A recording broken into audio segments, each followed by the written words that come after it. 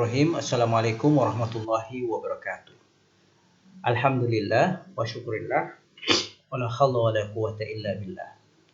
Jika pada pertemuan yang sebelumnya kita membahas tentang teori, apa kegunaan teori dalam kajian penelitian, maka pada saat ini kita akan membahas teknis bagaimana menyusun teori penelitian. Nah, ada sebuah judul, misalnya pengaruh emosional quotient terhadap motivasi belajar peserta didik pada mata pelajaran PAI dan budi pekerti di SD bla bla bla. Nah, komposisi penulisan bab biasanya akan terbagi dua. Apa itu emotional quotient dan apa itu motivasi belajar? Nah, ketika membahas motivasi emotional quotient misalnya dalam salah satu variabel, kita bisa menggunakan rumus 5W tambah 1H. Jawablah pertanyaan how, what, why, when, where, and who. Demikian juga ketika membahas motivasi belajar. Jawab pertanyaan 5W tambah 1H. Mudah saja. Apa itu hakikat motivasi belajar dan sebagainya. Lalu pada bagian yang lain kita akan membahas kajian penelitian yang relevan dan bagaimana membuat kerangka berpikir. Nah, ini bagaimana kemudian merangkai kata kalimat kajian berdasarkan referensi yang sudah diperoleh. Nah, berdasarkan variabel kunci yang telah diidentifikasi, maka peneliti mengklasifikasi pembahasan kajian teori itu berdasarkan pertanyaan arahan. Misalnya ada contoh nih, pola kemitraan orang tua dalam dan guru dalam menumbuhkan kepribadian peserta didik. Tentunya komposisi pembahasan kajian teorinya kurang lebih apa itu hakikat kemitraan orang tua, apa itu hakikat kepribadian peserta didik, lalu kita bahas kajian penelitian yang relevan dengan judul ini apa saja, dan yang terakhir kita buat kerangka berpikirnya. Nah, pada bagian lain, bagaimana kita merangkai kata-kata kalimat kajian teori itu berdasarkan referensi yang diperoleh. Jadi sekian banyak referensi yang kita peroleh, lalu bagaimana kita mensistematisasi kajian teori terhadap satu variabel atau lebih.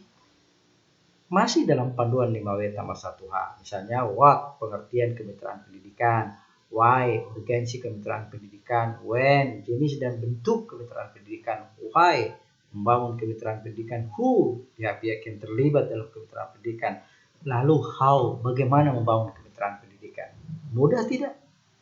Nah, ruang lingkup keluasan dan pembahasan teori itu didasarkan pada fokus penelitian yang kita lakukan. Apakah kajian teori itu harus memenuhi pertanyaan 5W+1H? Tidak. Sesuai dengan fokus dan cakupan penelitian Anda menitik beratkan pada bagian yang mana. Mungkin pada bagian bagaimananya dan sebagainya. Ya. Ini ada judul penelitian, misalnya pengaruh emosional quotient terhadap motivasi belajar. Nah, dua variabel penting yang akan dibahas dalam kajian teori. Satu emotional quotient dan yang kedua adalah motivasi belajar. Nah, coba ayo mari kita rumuskan secara detail apa itu hakikat emotional quotient, pengertian, definisi emotional quotient, jenis-jenis ruang lingkup emotional quotient, teknik pengukuran emotional quotient, mewakili pertanyaan why. Hakikat motivasi belajar untuk pembahasan variabel berikutnya juga sama. Ya. Ini ada judul pengaruh kompetensi kepribadian guru PAI terhadap perilaku belajar peserta didik. Nah, kita lihat komposisi pembahasan teorinya. Coba lihat. Hakikat kompetensi kepribadian, pengertian kompetensi kepribadian, karakteristik kepribadian guru dalam Islam, kematangan kepribadian pendidik, itu baru satu variabel. Menuju ke variabel yang lain lagi, hakikat perilaku belajar, dan sebagainya. Pada bagian berikutnya ada kajian penelitian yang relevan dan yang terakhir adalah kerangka berpikir.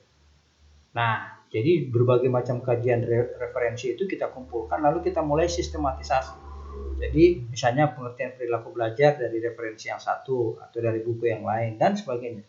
Anda coba ramul, Anda pasti bisa. Nah, ini contoh dalam kajian teorinya dia. Ya. Jadi ada definisi, deskripsi teoritis, hakikat kompetensi kepribadian guru. Mulai ada indikator, apa itu kepribadian guru, ciri-cirinya apa, dan sebagainya. Dan pada bagian akhir ada yang disebut dengan konstruk. Jadi setiap pembahasan teori, pada akhir pembahasan teori, buatlah konstruk. Sebuah ikhtisar, kesimpulan menurut peneliti, menurut kata-kata peneliti. Jadi keberhasilan peneliti merumuskan konstruk suatu variabel penelitian memberi arah yang jelas dan terukur hendak dibawa kemana penelitian ini akan dilakukan. Jadi konstruk teori dirumuskan oleh peneliti sebagai pembeda dengan peneliti lain. Bisa saja judul Anda sama dengan yang lain, tapi kita akan berbeda pada konstruk. Karena konstruk ini akan membawa kita kepada definisi operasional, definisi konseptual, definisi operasional, kisi-kisi, dan instrumen pertanyaan. Mari kita lihat. Jadi untuk variabel yang lain juga sama, motivasi belajar. Ini pada bagian akhir ada konstruk. Nah, apa itu definisi konseptual? Definisi konseptual itu sifatnya abstrak, yang diungkap dalam kata-kata sendiri oleh peneliti, yang dapat membantu pemahaman dengan singkat, jelas, dan tegas. Itu definisi konsep. Lalu apa definisi operasional? Sebuah definisi yang lebih rinci dan dapat diukur. Biasanya penjabaran dari definisi konseptual. Nah, pasti beda dong antara definisi konseptual dan definisi operasional. Definisi operasional dijabarkan dari definisi konseptual. Nah, ini susunannya. Jadi ketika kita bicara kompetensi kepribadian guru, kita akan menemukan apa yang dimaksud dengan kompetensi. Nah, jadi konstruk teori diperoleh dari kajian-kajian teori yang dibuat oleh peneliti. Kemudian turun kepada bagian definisi konseptual. Turun menjadi definisi operasional, turun kepada kisi-kisi pertanyaan, turun menjadi kuesioner. Itu artinya apa? Kita jangan berharap banyak bisa menyusun kuesioner penelitian, instrumen penelitian, jika kita tidak berhasil merumuskan definisi operasional.